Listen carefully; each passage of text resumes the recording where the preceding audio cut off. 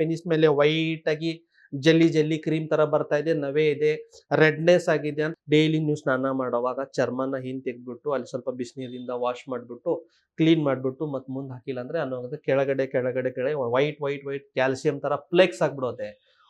ನೀರ್ ಬರಕ್ ಸ್ಟಾರ್ಟ್ ಆಗುತ್ತೆ, ಸ್ಮೆಲ್ ಬರಕ್ ಸ್ಟಾರ್ಟ್ ಆಗುತ್ತೆ, ಇಚ್ಚಿಂಗ್ ಸ್ಟಾರ್ಟ್ ಆಗುತ್ತೆ, ಸೆಕ್ಸ್ ಮಾಡಕ್ ಆಗಲ್ಲ. ಸೆಕ್ಸ್ ಮಾಡ್ಬೇಕಂದ್ರೆ ಪಾರ್ಟ್ನರ್ ನೋಡಿದ್ರೆ ಅವರಿಗೆ ಅಸಹ್ಯ ಫೀಲ್ ಆಗುತ್ತೆ. ಪೆನಿಸ್ ಏನಿರುತ್ತಲ್ಲ ಇದು ಚೆನ್ನಾಗಿ ವಾಶ್ ಮಾಡಿ ಕ್ಲೀನ್ ಮಾಡಿ ಚರ್ಮನ ಹಿಂದೆ ಎಳೆದ್ಬಿಟ್ಟು ಈ ಗ್ಲಾನ್ಸ್ ಪೆನಿಸ್ ಮೇಲೆ ಚೆನ್ನಾಗಿ ಒಂದ್ layer of ointment cream apply ಮಾಡಿ ತಿರ್ಗಾ ಚರ್ಮನ ಮುಂದೆ ತಗೊಳ್ಳಿ. ನಮಸ್ಕಾರ ವೀಕ್ಷಕರೇ, ನಾನು doctor Narayan Mudgile, ayurvedic sexologist, ayurvedic consultant, ಬೆಂಗಳೂರಿನಲ್ಲಿ ಪ್ರಾಕ್ಟೀಸ್ ಮಾಡ್ತೀನಿ. ಡಯಾಬಿಟಿಸ್ ಪೇಷಂಟ್ ನಲ್ಲಿ ಫಂಗಲ್ ಇನ್ಫೆಕ್ಷನ್ ಈ ವಿಷಯ ಬಗ್ಗೆ ನಾನು ಮುಂಚೆ ಮಾತಾಡಿದ್ದೀನಿ, ಬಟ್ ಅದು ಆಕ್ಚುಲಿ ಸೆಕ್ಸುವಲಿ ಟ್ರಾನ್ಸ್ಮಿಟೆಡ್ ಡಿಸೀಸ್ ಅಥವಾ STD ನಲ್ಲಿ ಕಂಬೈನ್ ಆಗಿ ಮಾತಾಡಿದ್ದು. ಇವತ್ತು ಸೆಪರೇಟ್ ಮಾತಾಡ್ತಾ ಇದ್ದೀನಿ ಯಾಕಂದ್ರೆ ರೀಸೆಂಟ್ಲಿ ನಮ್ಮ ಹತ್ರ ಲಾಸ್ಟ್ 2-3 ತಿಂಗಳಿಂದ ಏನು ಅಬ್ಸರ್ವ್ ಮಾಡ್ತಾ ಇದ್ದೀನಿ, ಇದರ ಸಂಖ್ಯೆ ತುಂಬಾ ಜಾಸ್ತಿ ಆಗಿದೆ. ಸ್ಪೆಷಲಿ ಯಂಗ್ ಡಯಾಬಿಟಿಸ್ ಪೇಷಂಟ್ಸ್ ನಲ್ಲಿ, ಅಥವಾ ಅವ್ರಿಗೆ ಡಯಾಬಿಟೀಸ್ ಇದೆ ಅಂತ ಗೊತ್ತಿಲ್ಲ, ಜಸ್ಟ್ ಫಂಗಲ್ ಇನ್ಫೆಕ್ಷನ್ ಆಗ್ತಾ ಇದೆ, ಕ್ರ್ಯಾಕ್ಸ್ ಆಗಿದೆ, ಪೆನಿಸ್ ಮೇಲೆ ವೈಟ್ ಆಗಿ ಜೆಲ್ಲಿ ಜೆಲ್ಲಿ ಕ್ರೀಮ್ ತರ ಬರ್ತಾ ಇದೆ, ನವೆ ಇದೆ, ರೆಡ್ನೆಸ್ ಆಗಿದೆ ಅಂತ ನಮ್ಮ ಹತ್ರ ಬಂದ್ರೆ, ಸರ್ ನಿಮ್ಗೆ ಶುಗರ್ ಏನಾದ್ರೂ ಇದೆಯಾ, ಮುಂಚೆ ಚೆಕ್ ಮಾಡಿದ್ರೆ, ಸರ್ ನನಗೆ ಶುಗರ್ ಇಲ್ಲ ಸರ್, ನನ್ನ ಮನೆಯಲ್ಲಿ ಯಾರಿಗೂ ಶುಗರ್ ಇಲ್ಲ, ಒಂದ್ಸತಿ ಟೆಸ್ಟ್ ಮಾಡೋಣ ಅಂತ ಸ್ವಲ್ಪ ಕೈ ತೋರಿಸಿ ಅಂತ ಅಲ್ಲಿ ಇಮಿಡಿಯೇಟ್ GRBS ಮಾಡಿ ನೋಡ್ಬಿಟ್ರೆ ಶುಗರ್ 450 ಇದೆ. ಆ ಪೇಷಂಟ್ ಅಕ್ಸೆಪ್ಟ್ ಮಾಡೋಕ್ಕೆ ರೆಡಿ ಇಲ್ಲ ನನಗೆ ಶುಗರ್ ಇದೆ ಅಂತ. ಯಾಕಂದರೆ ನನಗೆ ರಾತ್ರಿ ರೀಸೆಸ್ಗೆ ಎದ್ದೇಳಕ್ಕೆ ಆಗಲ್ಲ, ನಾನು ರಾತ್ರಿ ರೀಸೆಸ್ ಮಾಡೋವಲ್ಲಾದ್ರೆ ಬೆಳಗ್ಗೆನೇ ಎದ್ದೇಳ್ತೀನಿ, ನನಗೆ ಶುಗರ್ ಹೇಗೆ ಬರುತ್ತೆ. ಎರಡನೇ ಪಾಯಿಂಟ್ ಅಂದರೆ ನನಗೆ ವೇಟ್ ಲಾಸ್ ಆಗಿಲ್ಲ, ವೇಟ್ ಗೇನ್ ಆಗಿಲ್ಲ, ನನಗೆ ಹೇಗೆ ಶುಗರ್ ಬರುತ್ತೆ. ಮೂರನೇದು ಅವ್ರದ್ದು ಏನು ಲಾಜಿಕ್ ಅಂದರೆ, ಸರ್ ನನಗೆ ಸುಸ್ತು ಆಯಾಸ ಏನೂ ಇಲ್ಲ, ನನಗೆ ಹೇಗೆ ಶುಗರ್ ಬರುತ್ತೆ. ನಾಲ್ಕನೇದು ಲಾಜಿಕ್ ಏನಂದರೆ, ನನಗೆ ಇವಾಗ ಸದ್ಯಕ್ಕೆ ಯಾವುದೇ ರೀತಿ ಸೆಕ್ಸ್ನಲ್ಲಿ ಸಮಸ್ಯೆ ಆಗ್ತಾ ಇಲ್ಲ, ನನಗೆ ಹೇಗೆ ಶುಗರ್ ಆಗುತ್ತೆ ಅಂತ. ಇದು ಪ್ರೀ ಡಯಾಬಿಟಿಸ್ ಸ್ಟೇಜ್ ಅಥವಾ ಜಸ್ಟ್ ಅರ್ಲಿ ಪೂರ್ವ ಲಕ್ಷಣಗಳು ಶುಗರ್ದು ಅಂತ ಹೇಳ್ಬೋದು. ಆ ಟೈಮ್ನಲ್ಲಿ ನಿಮಗೆ ಡಯಾಬಿಟಿಕ್ ಟ್ರೀಟ್ಮೆಂಟ್ ಸ್ಟಾರ್ಟ್ ಮಾಡಲಿ ಬಿಡಲಿ, ಬಟ್ ಫಂಗಸ್ನ ಟ್ರೀಟ್ ಮಾಡೋದು ತುಂಬ ಇಂಪಾರ್ಟೆಂಟ್. ಯಾಕಂದ್ರೆ ಒಂದ್ಸತಿ ಫಂಗಸ್ ಬೆಳೀತಂದ್ರೆ ಜಾಸ್ತಿ ದಿನ ಬಿಡೋದೇ ಇಲ್ಲ. ಸೊ ಫಂಗಲ್ನ ನಾವು ಟ್ರೀಟ್ ಮಾಡಬೇಕಂದ್ರೆ ಶುಗರ್ನ ಕಂಟ್ರೋಲ್ ಮಾಡಲೇಬೇಕು. ಎಷ್ಟೋ ಪೇಷಂಟ್ಸ್ ಹೇಳ್ತಾರೆ, ಸರ್ ನನಗೆ ಡಯಾಬಿಟಿಸ್ ಮೆಡಿಸಿನ್ ಕೊಡಬೇಡಿ, ಯಾಕಂದರೆ ಒಂದ್ಸತಿ ಹೇಳ್ತಾರೆ ಸ್ಟಾರ್ಟ್ ಮಾಡಿದ್ರೆ ಮತ್ತೆ ಸ್ಟಾಪ್ ಮಾಡೋಂಗಿಲ್ಲ. ಆ ಥರ ಏನಿರಲ್ಲ. ಏನಂದರೆ ನಿಮ್ಮ ಇನ್ಫೆಕ್ಷನ್ ಟ್ರೀಟ್ ಮಾಡಬೇಕಂದ್ರೆ ಶುಗರ್ನ ವಿದಿನ್ 150-180 ರೇಂಜ್ ಇಟ್ಕೊಂಡು ಟ್ರೀಟ್ ಮಾಡಿದ್ರೆ ಈಸಿ ಆಗುತ್ತೆ. ಸೊ ಫಂಗಲ್ ಇನ್ಫೆಕ್ಷನ್ ಅಂದರೆ ಏನು? ಫಂಗಲ್ ಇನ್ಫೆಕ್ಷನ್ ಅಂದರೆ ಕ್ರಿಮಿಗಳು ಇರುತ್ತೆ, ಅದು ಹೇಗೆ ಬ್ಯಾಕ್ಟೀರಿಯಾ ಇರುತ್ತೆ, ಹೇಗೆ ವೈರಸ್ ಇರುತ್ತೆ, ಆ ಥರನೇ ಒಂದು ಫಂಗಸ್ ಅಂತ ಕ್ರಿಮಿ. ಆ ಕ್ರಿಮಿ ಎಲ್ಲಿ ನಿಮ್ಮ ಬಾಡಿ ಇಮ್ಯುನಿಟಿ ವೀಕ್ ಆಗಿದೆ, ಇದು ಒಬ್ಬರದಿಂದ ಒಬ್ಬರಿಗೆ ಹರಡುತ್ತೆ. ಅಥವಾ ನೀವು ಒದ್ದೆ ಅಂಡರ್ವೇರ್ಸ್, ಅಂಡರ್ ಗಾರ್ಮೆಂಟ್ಸ್ ಏನಾದರೂ ಹಾಕಿಬಿಟ್ರೆ ಸ್ಲೋಲಿ ಅಲ್ಲಿ ಡೆವಲಪ್ ಆಗುತ್ತೆ.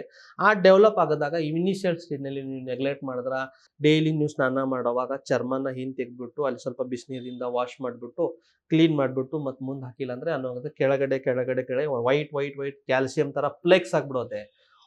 ನೀರು ಬರಕ್ಕೆ ಸ್ಟಾರ್ಟ್ ಆಗುತ್ತೆ, ಸ್ಮೆಲ್ ಬರಕ್ಕೆ ಸ್ಟಾರ್ಟ್ ಆಗುತ್ತೆ, ಇಚ್ಚಿಂಗ್ ಸ್ಟಾರ್ಟ್ ಆಗುತ್ತೆ, ಸೆಕ್ಸ್ ಮಾಡೋಕ್ಕಾಗಲ್ಲ. ಸೆಕ್ಸ್ ಮಾಡಬೇಕಂದ್ರೆ ಪಾರ್ಟ್ನರ್ ನೋಡಿದ್ರೆ ಅವರಿಗೆ ಅಸಹ್ಯ ಫೀಲ್ ಆಗುತ್ತೆ. ಸೊ ಡಯಾಬಿಟಿಸ್ ಪೇಷಂಟ್ನಲ್ಲಿ ಇದಕ್ಕೆ ಸೈಂಟಿಫಿಕ್ ಟರ್ಮ್ ಇಸ್ ಕ್ಯಾಂಡಿಡಿಯಲ್ ಬೆಲನೈಟಿಸ್.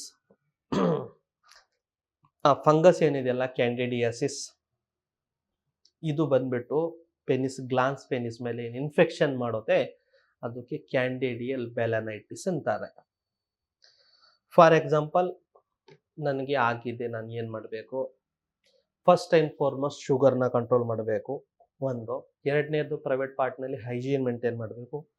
ಡೈಲಿ ಬೆಳಗ್ಗೆ, ಮಧ್ಯಾಹ್ನ, ರಾತ್ರಿ 3 ಟೈಮ್ ಸ್ವಲ್ಪ ಲ್ಯೂಕ್ ವಾರ್ಮ್ ವಾಟರ್ದಿಂದ ವಾಶ್ ಮಾಡಬೇಕು, ಡ್ರೈ ಬಟ್ಟೆಯಿಂದ ಕ್ಲೀನ್ ಮಾಡಿಬಿಟ್ಟು. ಜೊತೆಗೆ ಸ್ವಲ್ಪ ಆ್ಯಂಟಿ ಫಂಗಲ್ ಕ್ರೀಮ್ ಯೂಸ್ ಮಾಡ್ಬೋದು. ಮಾರ್ಕೆಟ್ನಲ್ಲಿ ಎಷ್ಟೋ ಹೊಸ ಮಾಲಿಕ್ಯೂಲ್ಸ್ ಬಂದಿದೆ, ಅದರಲ್ಲಿ ಒಂದು ಹೇಳ್ತೀನಿ, but it should be taken under doctor supervision. ನಿಮ್ಮ ನಿಯರೆಸ್ಟ್ ಡಾಕ್ಟರ್ ಹತ್ರ ಹೋಗ್ಬಿಟ್ಟು ಈ ಥರ ಹೇಳಿಬಿಟ್ಟು ಲುಲಿಕಿನಾಜಲ್ 1% ಆಯಿಂಟ್ಮೆಂಟ್ ಕ್ರೀಮ್ ಅಂತ ಸಿಗುತ್ತೆ. ಈ ಲುಲಿಕಿನಾಜಲ್ನ ಬೆಳಗ್ಗೆ ಸ್ನಾನ ಆದಮೇಲೆ ಒಂದ್ಸತಿ ಆ ಪರ್ಟಿಕ್ಯುಲರ್ ಪೆನಿಸ್ ಏನಿರುತ್ತಲ್ಲ ಇದು ಚೆನ್ನಾಗಿ ವಾಶ್ ಮಾಡಿ ಕ್ಲೀನ್ ಮಾಡಿ ಚರ್ಮನ ಹಿಂದೆ ಎಳೆದ್ಬಿಟ್ಟು ಈ ಗ್ಲಾನ್ಸ್ ಪೆನಿಸ್ ಮೇಲೆ ಚೆನ್ನಾಗಿ ಒಂದು layer of ointment cream apply ಮಾಡಿ ತಿರ್ಗಾ ಚರ್ಮನ ಮುಂದೆ ತಗೊಳ್ಳಿ.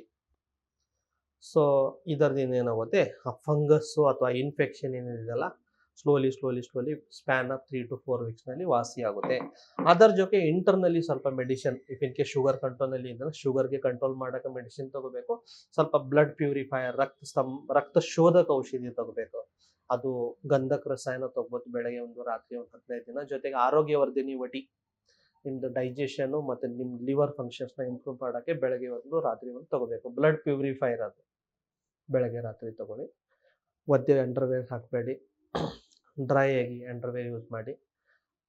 ಗಾಯ ವಾಸಿಯೋರಿಗೆ ಸ್ವಲ್ಪ ಸೆಕ್ಸ್ನ ಅವಾಯ್ಡ್ ಮಾಡಿ. ಸೆಕ್ಸ್ ಮಾಡಲೇಬೇಕು, ಹೊಸ ಹೊಸ ಮದುವೆ ಆಗಿದೆ ಅಂದರೆ ಸ್ವಲ್ಪ ಕೊಂಡೋಮ್ ಯೂಸ್ ಮಾಡಿಬಿಟ್ಟು ಸೆಕ್ಸ್ ಮಾಡ್ಬೋದು. ಬಟ್ ಆ ಪಾರ್ಟ್ನ ಜಾಸ್ತಿ ರಬ್ ಮಾಡೋಕೆ ಹೋಗಬೇಡಿ, ಯಾಕಂದರೆ ರಬ್ ಆದರೆ ಆಲ್ರೆಡಿ ಅದು ಗಾಯ ಆಗಿದೆ, ಮತ್ತು ಗಾಯ ಮೇಲೆ ತಿರ್ಗಾ ಗಾಯ ಆಗಬಾರ್ದಂತ. ಸೊ ಫಂಗಲ್ ಇನ್ಫೆಕ್ಷನ್ ಆಗಲೇಬಾರ್ದು ಅಂದರೆ ಒಂದು ಹೈಜೀನ್ ಇಸ್ ವೆರಿ ಇಂಪಾರ್ಟೆಂಟ್. ಎರಡನೇ control of sugar is very important. ಮೂರನೇದು ಏನಂದರೆ ನಿಮಗೆ ಸ್ವಲ್ಪನೂ ಇನ್ಸ್ಟಂಟ್ಲಿ ನಿಮಗೆ ಇನ್ನೂ ಜಸ್ಟ್ ಸಿಂಪ್ಟಮ್ ಕಾಣಿಸ್ತಾ ಇದ್ದರೆ ಇಮಿಡಿಯೇಟ್ಲಿ ಫಸ್ಟ್ ವೀಕ್ನಲ್ಲಿನೇ ಟ್ರೀಟ್ ಮಾಡಿದ್ರೆ ಬೇಗ ವಾಸಿ ಆಗುತ್ತೆ. ನ್ಯೂಯೆಸ್ಟಿ ಕಾಯಿಲೆನ ಡಿಲೇ ಮಾಡಿದ್ರೆ ಏನಾಗುತ್ತೆ ಅಷ್ಟೇ ನಿಮಗೆ ವಾಸಿ ಆಗೋಕ್ಕೆ ಡಿಲೇ ಆಗುತ್ತೆ. ಜೊತೆಗೆ ರಿಅಕರೆನ್ಸ್ ಇಸ್ ವೆರಿ ಇಂಪಾರ್ಟೆಂಟ್. ಇದರಲ್ಲಿ ಫಂಗಲ್ ಟ್ರೀಟ್ಮೆಂಟ್, ಯಾವುದೋ ಫಂಗಲ್ ಟ್ರೀಟ್ಮೆಂಟು ಹೋಗುತ್ತೆ ಬರುತ್ತೆ ಹೋಗುತ್ತೆ ಬರುತ್ತೆ, ಅದಕ್ಕೆ ರಿಲ್ಯಾಪ್ಸ್ ಆಗಬಾರ್ದು ಅಂದರೆ ಏನು ಮಾಡಬೇಕು, ನೀವು ಲಾಂಗರ್ ಟ್ರೀಟ್ಮೆಂಟ್ವರೆಗೆ ಸ್ವಲ್ಪ ನಾನು ಯೂಸ್ ಮಾಡಿದ್ವಿ ಆಯಿಂಟ್ಮೆಂಟು ಕಡಿಮೆ ಅನಿಸ್ತಾ ಇದೆ ಅಂದರೆ ಸ್ಟಾಪ್ ಮಾಡಬಾರ್ದು. ಡಾಕ್ಟರ್ 3 ವೀಕ್ಸ್ 4 ವೀಕ್ಸ್ ಹೇಳಿದ್ದಾರೆ, ನಿಮಗೆ ಏನೂ ಡಿಸ್ಕಂಫರ್ಟ್ ಇಲ್ಲ ಅಂದ್ರೆ ಬಟ್ ಸ್ಟಿಲ್ ಅಪ್ಲೈ ಮಾಡಿ. ಯಾಕಂದರೆ 99% ಫಂಗಸ್ ಡೆತ್ ಆಗಿದಿರುತ್ತೆ, 10% ಹಾಗೆ ಉಳಿದಿರುತ್ತೆ. ಆ 10% ಸಾಯ್ಬೇಕಂದ್ರೆ ಸ್ವಲ್ಪ ಟೈಮ್ ಹಿಡಿಯುತ್ತೆ. ಆ ಥರ ಅದಕ್ಕೆ ನೀವು 10-15 ದಿನ ಕಡಿಮೆ ಆದ್ರೂ ತಿರ್ಗಾ ಒಂದು 15 ದಿನ ಎಕ್ಸ್ಟ್ರಾ ಆಯಿಂಟ್ಮೆಂಟ್ ಯೂಸ್ ಮಾಡಬೇಕು. ಯಾಕಂದರೆ ಅಲ್ಲೆಲ್ಲ ಒಂದು ಸರ್ತಿ ಕಂಪ್ಲೀಟ್ಲಿ ಫಂಗಿಸೈಡ್ ಆಗಬೇಕು, ಎಲ್ಲ ಫಂಗಸ್ ಸತ್ತು ಹೋಗಬೇಕು. 5-10% ಇನ್ನೂ ಉಳಿದಂದರೆ ಮತ್ತು 2 ತಿಂಗಳು 3 ತಿಂಗಳು ಮತ್ತು ಅದರ ಫೇವ್ರೇಟ್ ಫುಡ್ ಏನಾದರೂ ಬದನೆಕಾಯಿ ತಿಂದ್ರೆ, ಆಲೂಗಡ್ಡೆ ತಿಂದ್ರೆ, ಸ್ವೀಟ್ಸ್ ತಿಂದ್ರೆ, ಜಾಸ್ತಿ ಹೀಟ್ ನಾನ್ ವೆಜ್ ಏನಾದರೂ ತಿಂದ್ರೆ ತಿರ್ಗಾ ರಿಲ್ಯಾಪ್ಸ್ ಆಗುತ್ತೆ.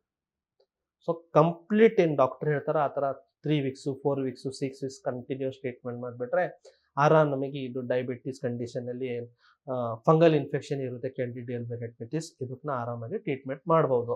ಇನ್ ಕೇಸ್ ಈ ಥರ ಯಾವುದೋ ವಿಷಯ ಬಗ್ಗೆ ತಮಗೆ ತಿಳಬೇಕು, ಯಾವುದೋ ವಿಷಯ ಬಗ್ಗೆ ತಮಗೆ ಮಾಹಿತಿ ಬೇಕಂದರೆ ಕೆಳಗಡೆ ಕಮೆಂಟ್ ಬಾಕ್ಸ್ನಲ್ಲಿ ಕಮೆಂಟ್ ಮಾಡಿ. ಬರುವ ದಿನಗಳಲ್ಲಿ ಆ ಪರ್ಟಿಕ್ಯುಲರ್ ವಿಷಯ ಬಗ್ಗೆ ನಾನು ಮಾತಾಡ್ತೀನಿ. ಧನ್ಯವಾದ.